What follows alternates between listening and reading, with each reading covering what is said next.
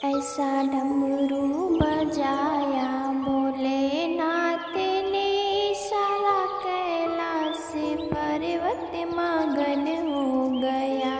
ऐसा डमरू बजाया भोलेनाथ ने, सारा कैलाश पर्वत मगन हो गया।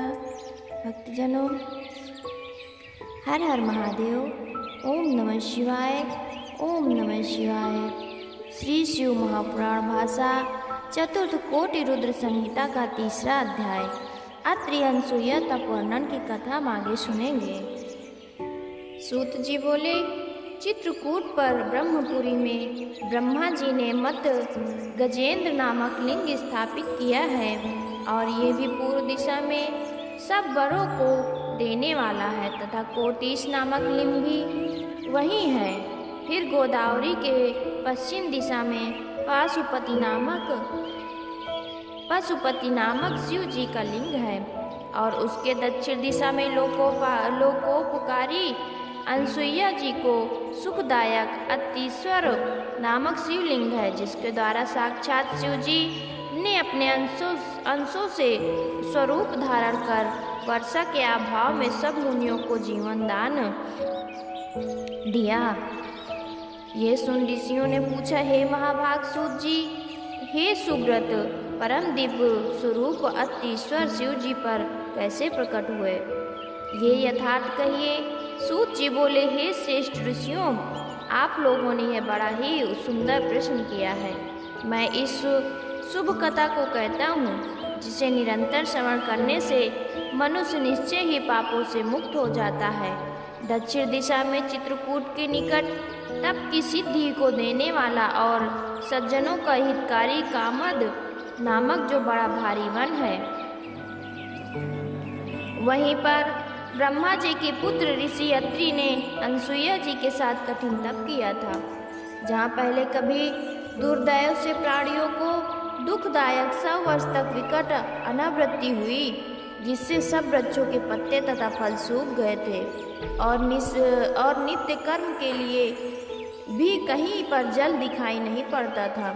शीतलता का कहीं नाम भी न था और ऐसी तीक्ष्ण वायु चला करती थी कि जिससे पृथ्वी पर अत्यंत दुखदायक भयंकर हाहाकार मच गया। तब प्राणियों के इस संकट को देखकर अत्रि प्रिया पतिव्रता अनसुईया ने कहा, ये दुख मुझसे सहा नहीं जाता है। ये सुन आसन पर बैठे हुए अत्रि मुनि प्राणायाम की 3 आवृत्ति कर समाधि में लीन हो अपनी आत्मा में स्थित परम ज्योति स्वरूप निर्विकार शंकर जी का ध्यान करने लगे। उस समय अन्न अभाव से सभी दुखी थे, यहाँ तक कि शिष्य अपने गुरु को छोड़कर अन्यत्र चले गए और अकेली पतिव्रता अनसुईया ही वहाँ महर्षि के पास रह गई। वो नित्य अपने स्वामी की सेवा में रत रहती तथा उन्होंने पार्थिव पूजन भी आरंभ कर दिया, जिसमें वे मानस उपचारों से शिव जी को पूजती और बारंबार भक्तिपूर्ण स्तुति करती रहती थी। उनके अपूर्व सौंदर्य को देख उनके तेज से व्याकुल हो दैत्य दानव वैसे ही दूर रहते जैसे अत्रि अग्नि से दूर रहते हैं। इस प्रकार शिव जी की और अपने पति की सेवा करती हुई तपस्विनी अनसुईया वहाँ रहती और वैसे ही उनके पति भी अपने कार्य में संलग्न रहते थे और वहाँ तीसरा कोई भी ना था। इस प्रकार जब कुछ काल व्यतीत हो गया और ध्यान मग्न योगीश्वर चेतना रहित हो गए, तब उनके कठिन तप और अनसुईया के इस सेवा से देवता और ऋषि तथा गंगा आदि श्रेष्ठ नदियाँ सप्रेम उनका दर्शन करने आई और उनके तप तथा सेवा को देखकर आश्चर्य करती हुई परस्पर कहने लगी कि इन दोनों में श्रेष्ठ कौन है। तपस्वी अत्रि या सेवन करने वाली अनसुईया तप सेवा से ही श्रेष्ठ हुई। फिर उन दोनों की महानता को धन्यवाद दे वे सब जैसे आए थे वैसे ही गंगा और शंकर को छोड़कर चले गए। गंगा जी उस पतिव्रता के धर्म से मुग्ध हो वहाँ ठहरी और बोली, मैं इस अनसुईया का उपकार करके ही जाऊंगी।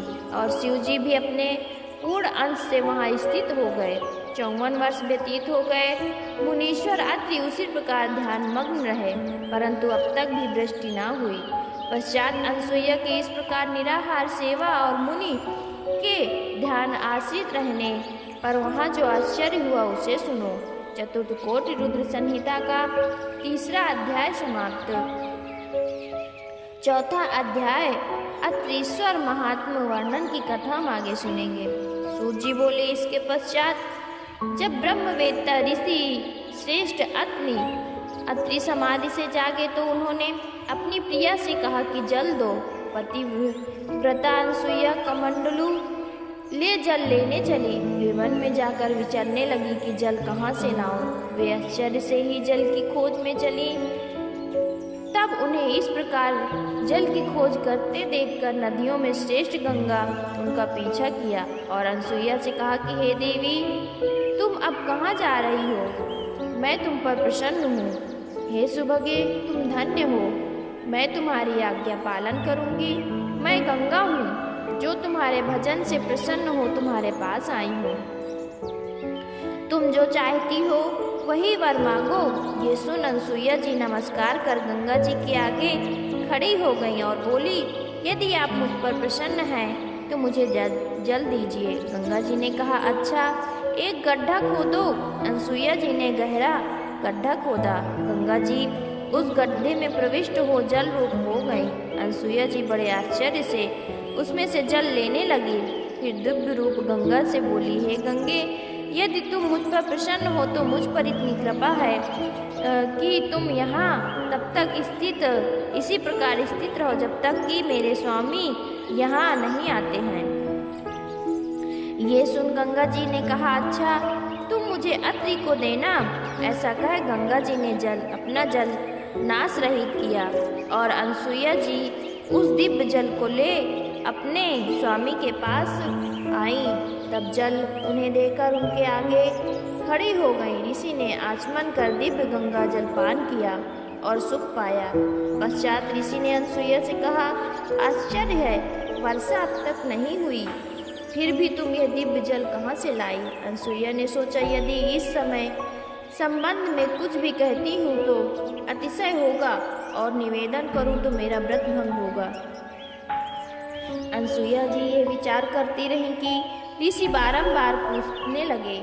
शिव जी ने अनसुईया जी को बुद्धि दी। उन्होंने कहा, भगवान शंकर के प्रताप तथा आपके सुकृतों से यहाँ गंगा जी आ गई हैं और ये उन्हीं का जल है। तब प्रिया के ऐसे वचन को सुनकर मुनि विस्मित हो गए और मन ही मन शिव जी का स्मरण कर बोले, हे प्रिय, जाने तुम ये सत्य या असत्य क्या कह रही हो, क्योंकि ये तो बड़ी दुर्लभ गति है जो योगियों और देवताओं को भी असाध्य है। वो आश्चर्य आज कैसे हुआ? आज इसका मुझे बड़ा आश्चर्य है। यदि मैं आँखों से देखूं तो सत्य जानूं। अनसुईया ने कहा, यदि आप सरी द्वारा गंगा जी को देखना चाहते हैं तो मेरे साथ आइए। ऐसा कहे पतिव्रता अनसुईया पति को साथ ले मन ही मन शिव जी का स्मरण करते हुए वहां पहुंची जहां सरी द्वारा गंगा जी गड्ढे में विराजमान थे। ऋषि श्रेष्ठ ने जाकर जल से पूर्ण गर्त को देखा और कहा, धन्य है, क्या ये मेरा तप है अथवा और किसी का? ऐसा कहकर उन्होंने भक्तिपूर्वक गंगा जी की स्तुति की और वहां मुनि ने उस निर्मल जल में स्नान किया। फिर आचमन कर बारंबार स्तुति करने लगे। सद्व्रता अनसुईया ने भी उसी सुंदर जल में स्नान कर मुनि के साथ नित्य कर्म किया।